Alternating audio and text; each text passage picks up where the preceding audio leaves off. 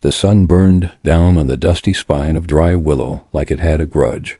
Winds kicked up the desert grit in low, lazy spirals, coating boots and tempers in equal measure. Townsfolk moved like shadows, narrow-eyed and tight-lipped, each one, clinging to their own patch of dry dirt and pride. And in the middle of it all, barely coming up to a man's chest, stood Josie Whittaker with her fists clenched and her back straight, staring down a boy twice her size and half her brains. "Done throwing my tools in the trough, Levi?" she asked, voice flat as a wagon board. The blacksmith's apprentice smirked, arms crossed. "Just figured you'd need cooling off, runt. Heard you talking like you could fix a saddle better than me." Josie's gaze didn't waver. "I can, which is probably why you're out here throwing tools instead of working." Laughter snorted from behind the barrels. The group of idle men who loitered near the general store leaned in, eager for the show. Josie turned her back and started fishing her tools out of the water, shaking them off one by one. She'd spent the morning fixing a busted stirrup for a customer who never paid her a cent, said her hands were too small to do a man's job right. Said her kind didn't belong in a place like Dry Willow, too strange, too loud, too ... insignificant ... As she reached for the last wrench, a boot scuffed the ground behind her. "You trying to pick fights again, girl?" It was Sheriff Cullen, his voice slow and patronizing, like syrup poured over gravel. He chewed tobacco with the same lazy satisfaction he used to ignore half the town's crimes. Josie straightened, flicking water off her fingers. "Just trying to get my tools back."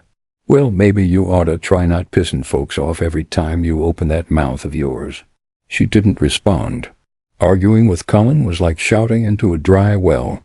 He wasn't going to lift a finger unless someone slipped a coin under his boot first. He spit into the dirt. "Your lucky old man Greeley still lets you sleep above his barn. Most folks wouldn't give a rat's tail where someone like you lays their head." That much was true. Josie had been living in the loft over the abandoned blacksmith shop for near 2 years now, ever since she rolled into town with a busted wheel and no family left to claim her. She worked odd jobs, fixed saddles, mended reins, delivered parcels. On her mule, Boots. But to the town of Dry Willow, she was still an outsider.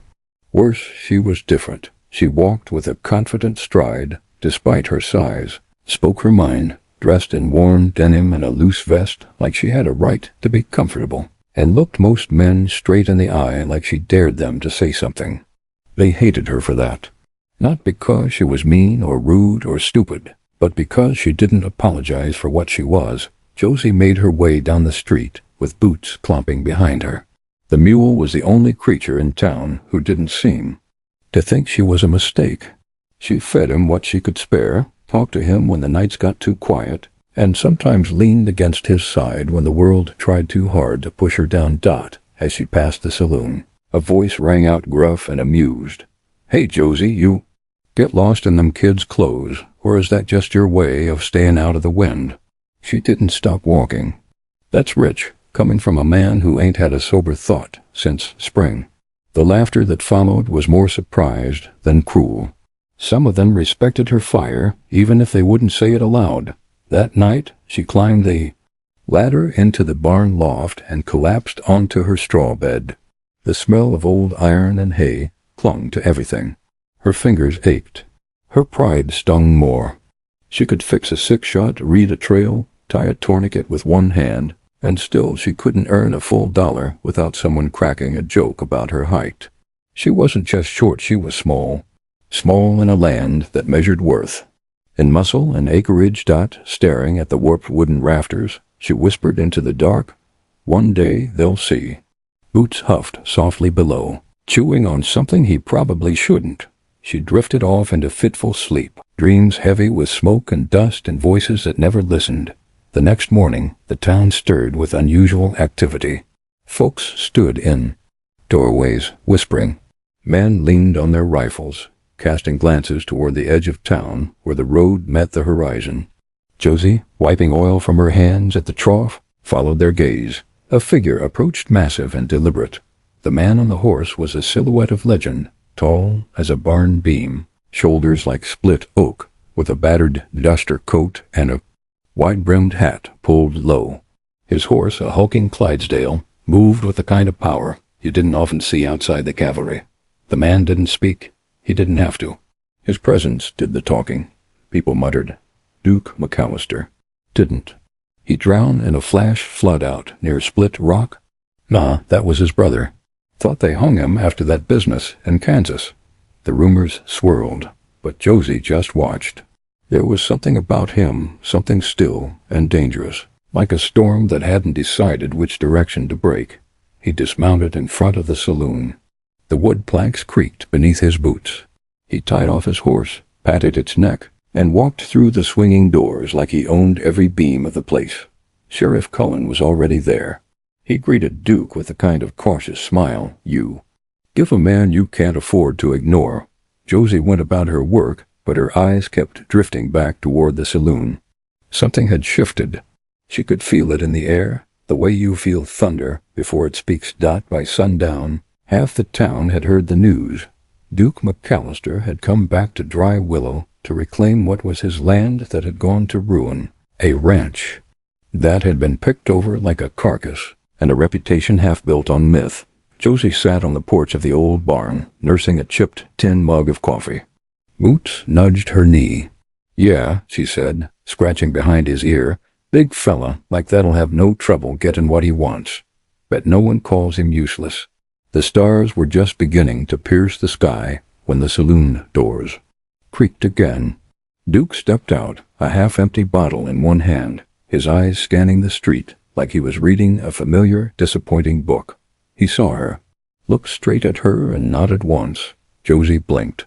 She hadn't realized he'd noticed her at all. The nod wasn't friendly. It wasn't cold. It was ... acknowledgement. Then he turned and walked away. She watched his shadow disappear into the dark, and for a moment she wasn't sure why her chest tightened the way it did. Maybe it was the way he walked, like nothing could ever move him. Maybe it was that someone had finally seen her, or maybe, deep down, she knew that this man, this giant carved from silence and grit, was going to change everything. And that scared her more than being invisible ever had. The morning light cut through Dry Willow like a knife, sharp and clear. A brittle wind blew in from the north, stirring dust along the main road and whispering trouble in every corner. Josie Whitaker stood outside Greeley's barn with a frayed rope in her hands, fixing a bridle that someone else had broken and blamed on her. She worked fast, fingers nimble, eyes distant. Her thoughts hadn't strayed far from the stranger who rode into town the day before, the one built like a mountain and quiet as a grave. Duke McAllister. She'd seen all kinds come through Dry. Willow drunks, hustlers, gamblers, soldiers, cowards. But Duke wasn't just another big man with a mean stare. He carried something else with him, weight, purpose, maybe a bit of pain too. Josie could smell it on him, the way wounded animals carried their history in every movement. A shadow crossed her path. She looked up. You got eyes in your head or just stitched on for show? The man standing in front of her was grinning, like he thought he'd invented the joke. Tom Dillard.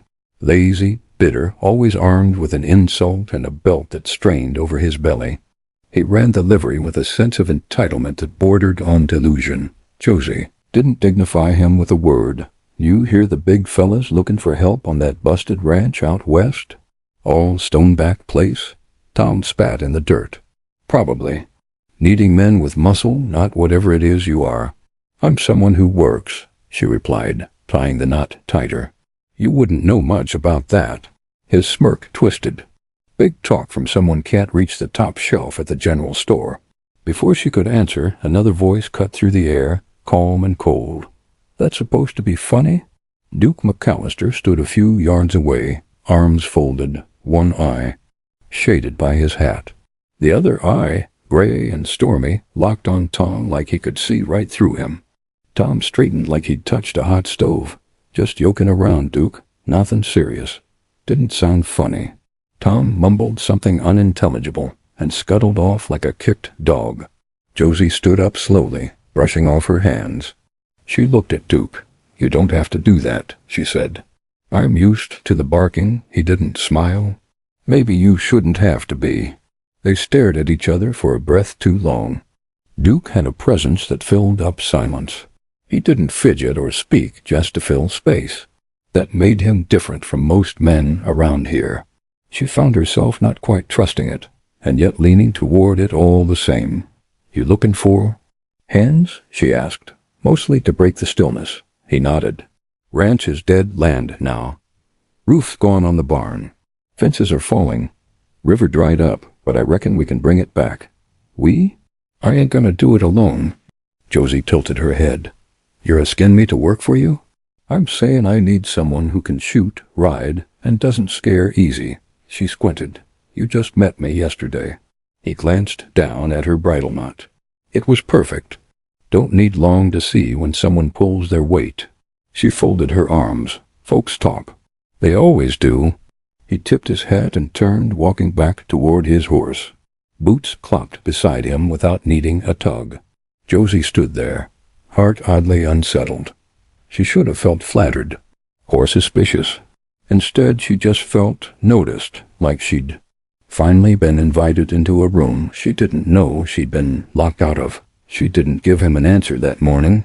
Pride had kept her afloat longer than bread, and she wasn't ready to hand it over just because a giant with scars and Patience thought she was useful, but she couldn't stop watching him, either. That evening, Dry Willow erupted into a rare moment of chaos. The gunfire came from the east trail, not far beyond the mill ruins. Josie had just lit a lantern when the shots cracked across the sky like bones snapping. She grabbed her rifle, without thinking, and ran toward the sound, boots hot on her heels. By the time she arrived, Duke was already there.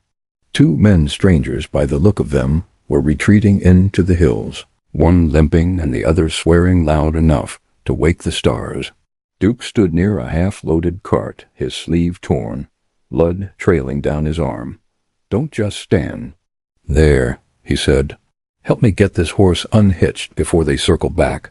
She jumped in without another word. Together they cut the reins and pulled the cart off the trail, hiding it behind a stand of mesquite. Josie worked quick, but her eyes kept flicking to the wound on his arm. "You're bleeding like a stuck pig." "I've had worse," he grunted. "You need it cleaned." "I will." She pulled a cloth from her satchel and grabbed his wrist.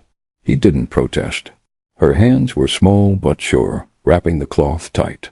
She saw old scars up close, now marks. Across his forearms, jagged lines like the pages of a book written in violence.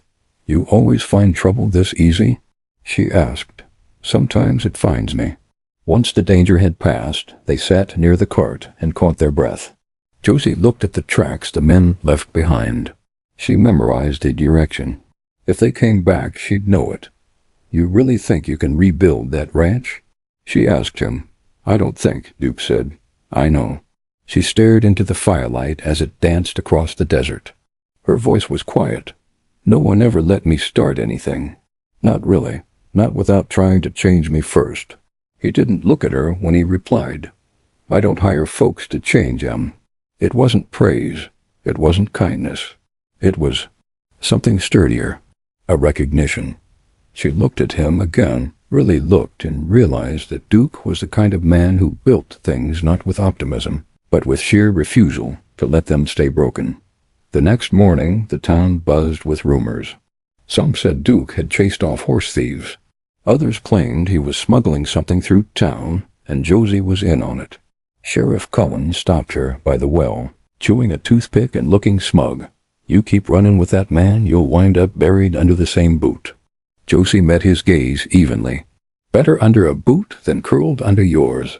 The sheriff didn't smile, just tipped his hat and walked off, but his threat hung in the air like the scent of old rot. She didn't wait for another invitation. That afternoon, Josie saddled Boots, strapped her gear to the back, and rode out to the edge of town, where the land began to forget it had ever been tamed. She found Duke mending a post near a dried-up creek bed. The ranch, if you could call it that, was as rough as he'd said. The barn leaned like a drunk, the house roof sagged, and the fields looked more like a battlefield than farmland. You need someone who doesn't scare easy, she said. He didn't stop hammering. You interested? I'm here, ain't I?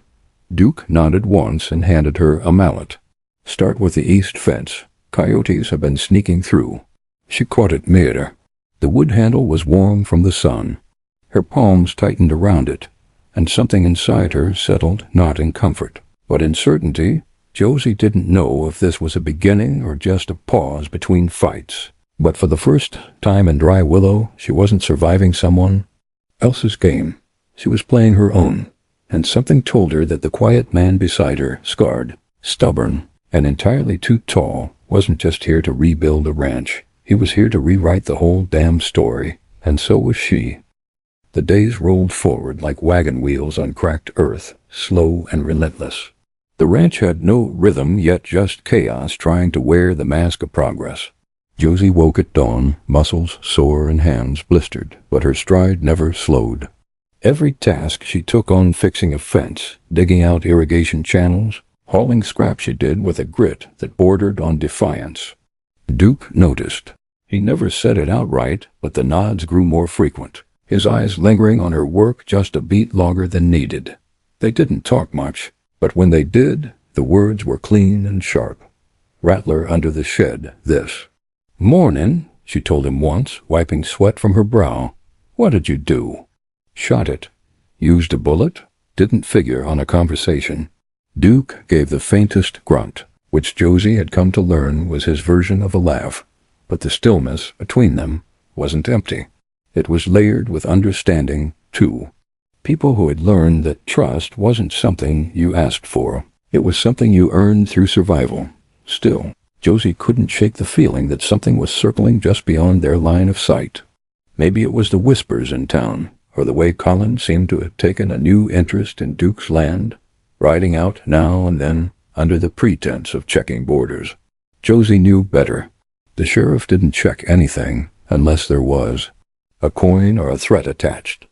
One evening, as the sun sank behind the hills and the barn cast long shadows over the parched earth, Duke stood by the old well, staring at the dry stone ring. His shoulders were stiff, his hat clutched in one hand. Josie approached slowly, wiping her hands on her trousers.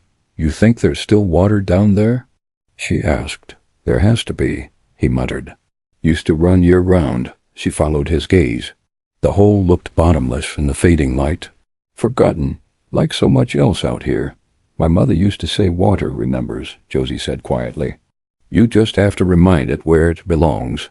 Duke didn't respond, but something shifted in his jaw, an emotion buried under years of dust and silence.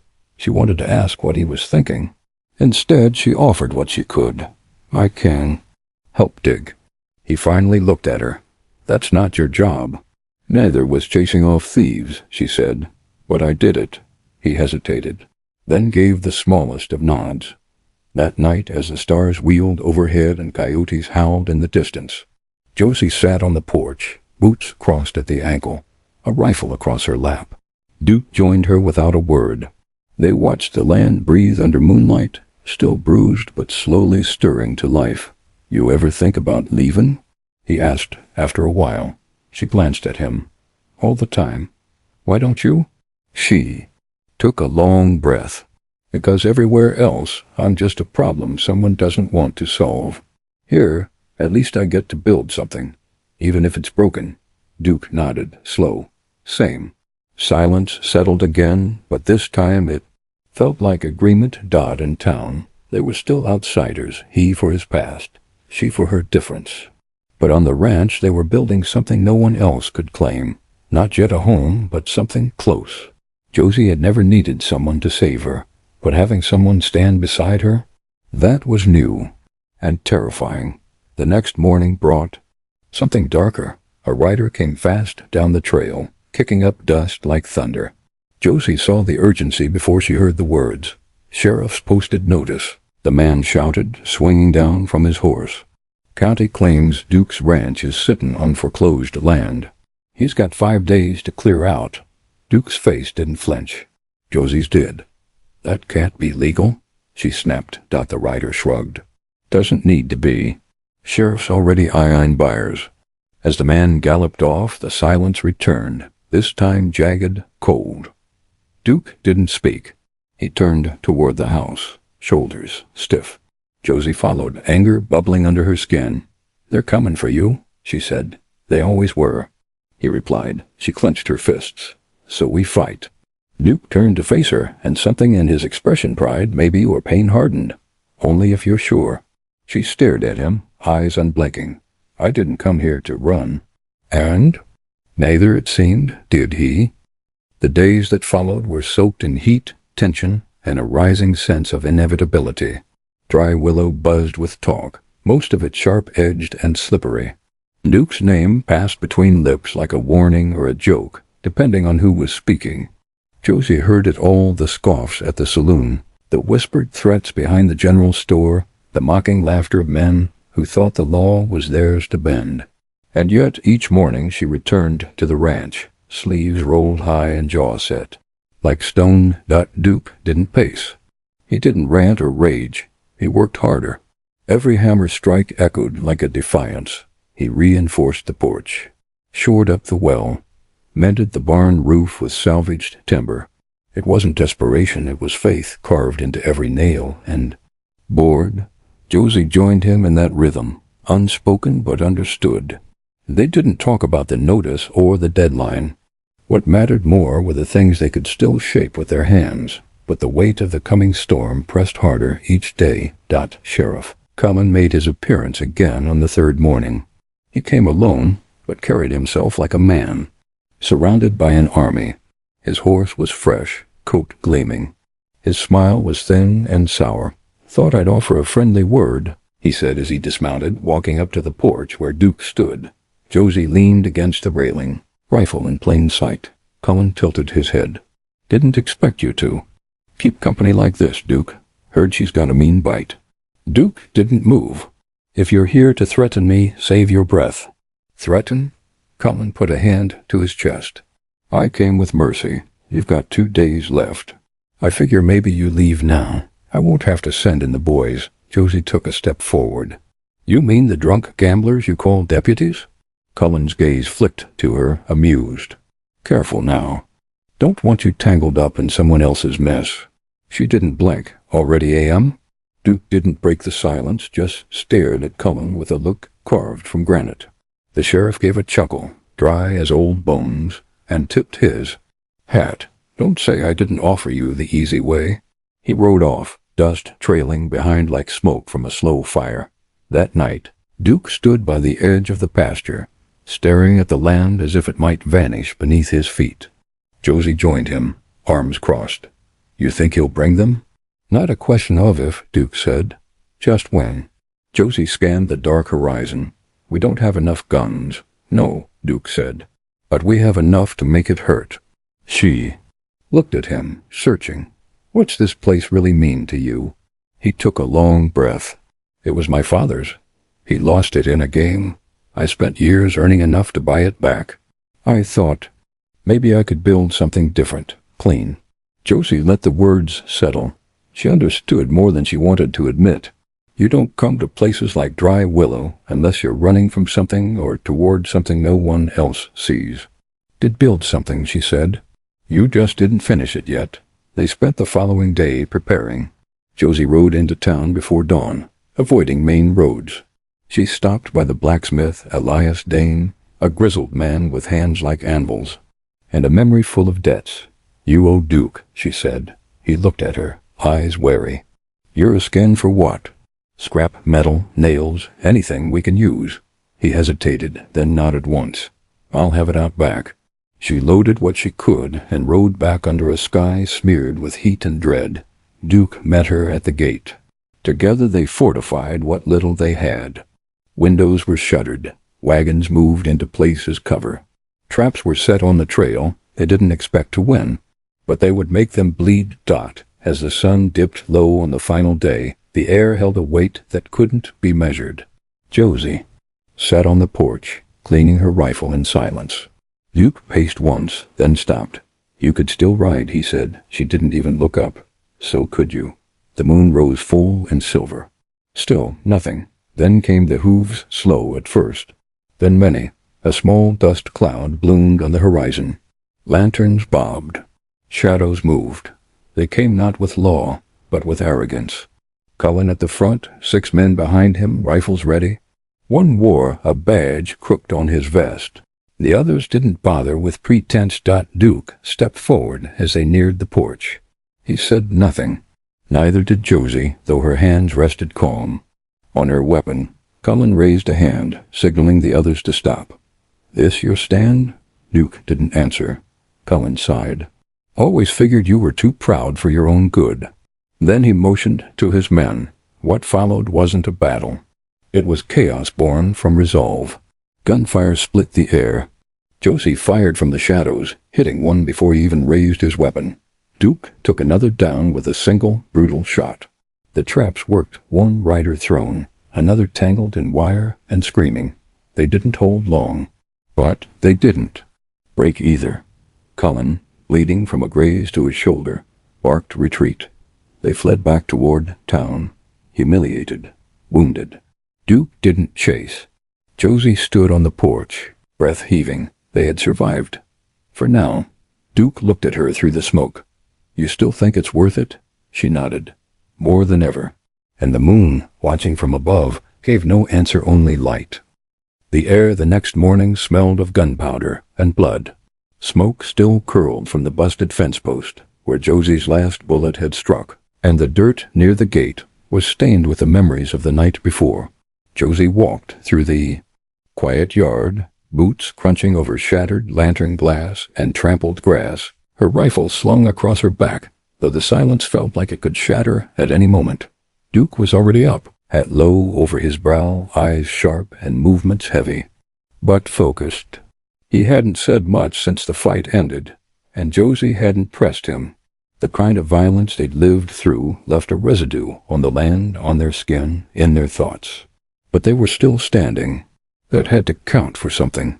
Josie approached him where he was hammering a new beam into the barn's frame, the side that had caught a bullet and splintered.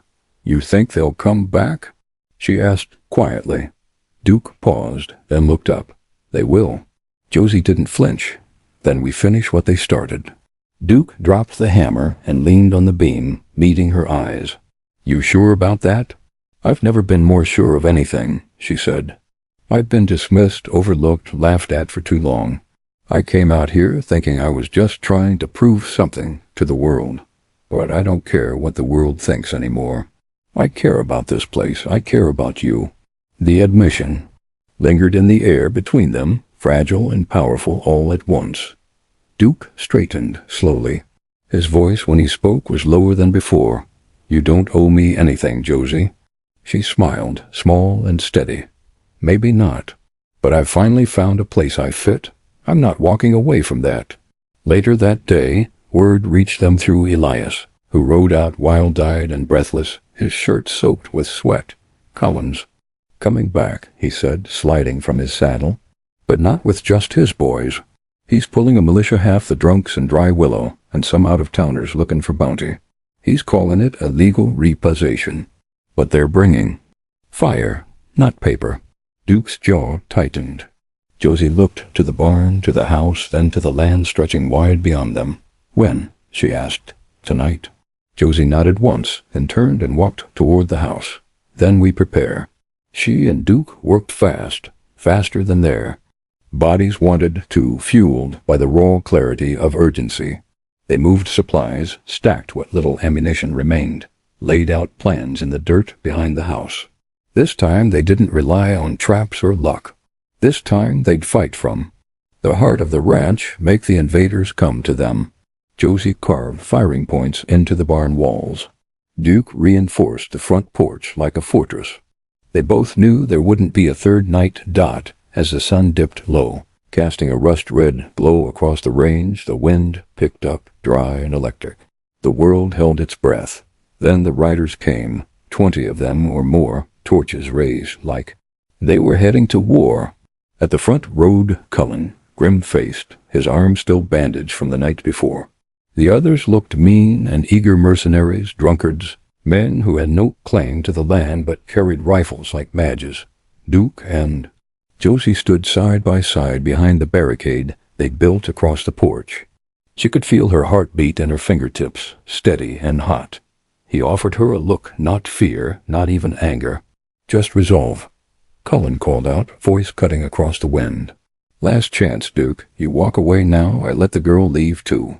Josie lifted her rifle slowly and aimed it straight at him. "I'm not going anywhere." Cullen laughed, but it was hollow. "Suit yourselves." Then he raised his hand and chaos erupted. Gunfire lit the night in bursts of flame and smoke. Wood splintered, dirt flew. Josie fired in short, brutal rhythm, ducking and moving between shots. Duke took his place like a wall, covering her, never missing. The barricade shook with each hit, but held. From the barn, the horses screamed. One torch flew and struck the side wall. Fire licked up the dry timber. Josie cursed and broke cover, racing across open ground as bullets whistled past her ears. She leapt into the barn, unhit barely, and cut the horses loose, slapping them hard to run. They burst into the night like shadows, scattering the line of attackers momentarily. One man broke from the others and charged the house, rifle low. Duke met him at the steps with a single thunderous shot, dropping him in the dust, but they were being pushed. Surrounded, Josie ducked behind the well, reloading fast. A man tried to flank them from the side, but she caught his shadow shot him clean in the chest before he even saw her. The fire at the barn roared behind them, now, throwing everything into dancing orange light. Then came the scream Cullen. He'd taken a bullet to the leg, and the militia wavered. Some shouted, others hesitated. Duke, seizing the moment, fired a warning shot sky high. "This land's mine," he shouted. "Bought fair and earned through blood. Anyone still standing with him gets buried with him." It worked. The momentum cracked like ice under a boot. A few men turned. One tossed his gun down.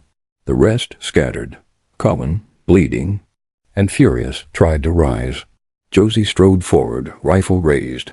"Stay down," she warned. He sneered. "You ain't got the right." She stepped closer, eyes narrowed. "I didn't need it." He slumped back, the fight draining out of him like sand through fingers. Silence fell, broken only by the crackling fire and the labored breath of two people who had chosen to stand and stayed standing. As the smoke cleared and the stars blinked. Back into the sky, Duke walked to Josie. His face was lined with exhaustion, dirt, and something soft behind the eyes. "We held it," he said. She nodded. "We did." The fire died down. The ranch stood, scarred but whole. Duke reached out, and for the first time, his hand touched hers, not in command or duty, but something deeper. Josie didn't pull away. "You said you came here to build something," he said. "Maybe we build it together." She smiled, her heart steady and full. "Maybe we already have."